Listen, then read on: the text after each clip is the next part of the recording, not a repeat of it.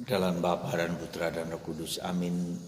Allah yang Maha Kasih, kami bersyukur dan berterima kasih Engkau memilih Santa Faustina sehingga devosi kepada kerahiman ilahi dinyatakan kepada kami gereja sebagai akhir dari devosi kami kepada Allah yang Maha Rahim.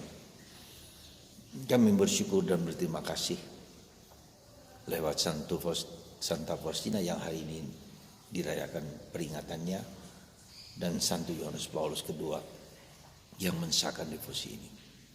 Terpujilah namamu kini dan sepanjang segala masa. Amin. Para saudaraku terkasih dalam Kristus, secara khusus kita harus berterima kasih kepada Tuhan yang mengingatkan kita akan kerahimannya lewat Santa Faustina Kowalska dan kemudian Santo Yohanes Paulus II yang meresmikan devosi ini menjadi devosi yang dilakukan di seluruh gereja. Dan semakin banyak orang mengikuti, menyelami, merasakan dan mengalami kerahiman Allah yang tiada batasnya. Saudaraku terkasih dalam Kristus, jujur saya merasa bahwa devosi ini sungguh powerful. Memberikan kepada kita suatu realitas, suatu devosi yang menunjukkan keilahian Tuhan, ya, menunjukkan kerahiman Tuhan yang tanpa batas. Dan kita diberi suatu jaminan kalau kita mengakui Tuhan sebagai Allah yang penuh kasih, Yesus yang penuh kerahiman, yang memancarkan sinar kebaikan dan kemurahan hati, yang mengajak orang untuk kembali kepadanya. Suatu anugerah yang menurut saya sangat luar biasa. Semoga Anda yang mendengarkan renungan saya ini semakin mencintai devosi kerahiman ilahi dalam hidup Anda masing-masing. Sebagai persiapan kita dalam menghadapi hari-hari terakhir yang Ia kehendaki bagi kita manusia, sehingga kita layak mendapat tempat di sisi Bapa di surga. Kedua, hari ini dalam bacaan Injil kita diingatkan kembali bahwa akan penting the power of prayer, the power of our Father. Saudara, para rasul ketika melihat Yesus berdoa, tergerak hatinya untuk diajari bagaimana berdoa. Sekali lagi kita melihat bagaimana Yesus menumbuhkan suatu kerinduan dalam hati murid-muridnya, dalam hati murid-muridnya, supaya bagaimana mereka harus berdoa. Bahkan Yesus mengajarinya ketika para rasul meminta Yesus, ketika para rasul melihat Yesus berdoa seorang diri dalam keheningan, dan Yesus dan para murid mengatakan, Yesus ajarilah kami berdoa. Ada dua hal yang menurut saya penting sekali. Adalah pertama, bahwa kita diajari berdoa karena kita butuh sesuatu yang kita butuhkan, sesuatu yang kita dambakan, sesuatu yang kita mohonkan, sesuatu yang kita merasa kurang dalam diri kita, dan kita mohon Tuhan memberikan sesuatu itu. Jadi permintaan-permintaan kita, permohonan-permohonan kita akan sesuatu itu juga karena kita kekurangan sesuatu dalam hidup kita, dan kita mohon supaya Tuhan sendiri yang melimpahkan berkat dan rahmat.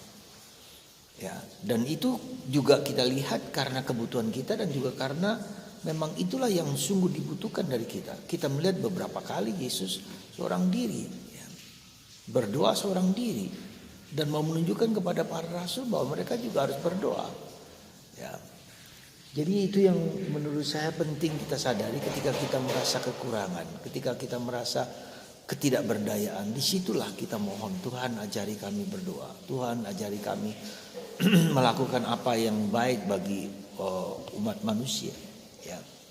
Apa saja, ya, merasa kemiskinan. Karena itulah Yesus mengatakan berbahagialah orang yang miskin di hadapan Allah. Kita miskin dalam berdoa, kita mohon supaya Yesus memenuhi kebutuhan kita itu. Dan yang kedua, Yesus mengajarkan kita akan sesuatu ajaran yang menurut saya sangat fundamental. Pemahaman kita sebagai Allah sebagai Bapa kami yang ada di surga. Ya, jadi gambaran kita tentang Allah sebagai Bapa Itu suatu hal yang sangat penting supaya kita tahu bahwa Bapa kita adalah Bapa yang penuh kasih. Bukan Bapa yang menghakimi, bukan Bapa yang marah, bukan Bapa yang kecewa, bukan Bapa yang seperti manusia yang mudah sekali untuk tersinggung atau marah, tidak. Tapi Bapa yang penuh kasih, Bapa yang penuh kerahiman, Bapa yang penuh cinta. Itulah pemahaman kita, gambaran kita tentang Bapa harus sungguh-sungguh kita perbaiki dan kita sungguh-sungguh resapi dalam hidup kita. Betapa besar Allah sebagai Bapa. Dia tidak marah bagi kita. Dan yang ketiga, ajaran doa Bapa kami ini kita tahu dan kita mengerti, bahkan kita anggap sebagai sesuatu yang seolah-olah sesuatu yang rutin, sesuatu yang tidak begitu saja kita doakan.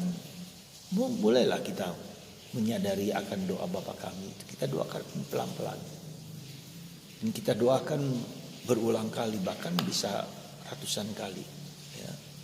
Bapa kami yang ada di surga, dimuliakanlah namamu. Doa yang sungguh memberikan rasa damai di hati kalau kita doakan dengan sungguh-sungguh, penuh keyakinan. Semoga hari ini, saat ini, pada peringatan Santa Faustina ini, doa kita rasakan sebagai doa yang sungguh mengagumkan, sungguh kuat, sungguh damai, tentram. Semoga Anda dan saya dan kita semua merasakan kebaikan Tuhan. Dan kita dikuatkan, diteguhkan untuk merasakan indahnya Tuhan bagi kita. Di belakang saya ada lukisan kerahiman ilahi, ya.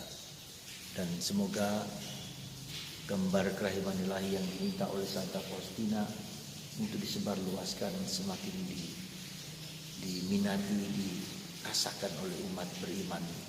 Pancaran kasihnya memancar kepada kita semua dan memberikan damai, kesembuhan, terang dalam hati dan pikiran kita.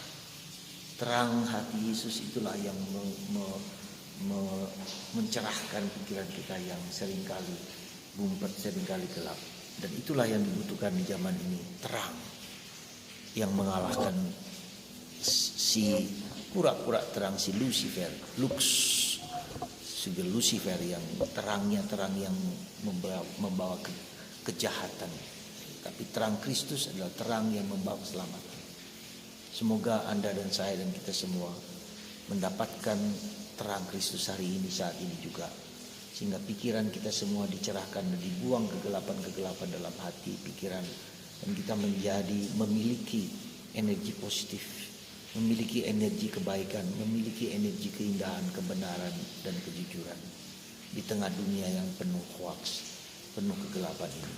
Semoga terang Kristus, cahaya Kristus, sinar Kristus yang memancar dari hatinya menguatkan hati kita semua dan membersihkan hati kita semua. Dalam nama Bapa dan Putra dan Roh Kudus. Amin.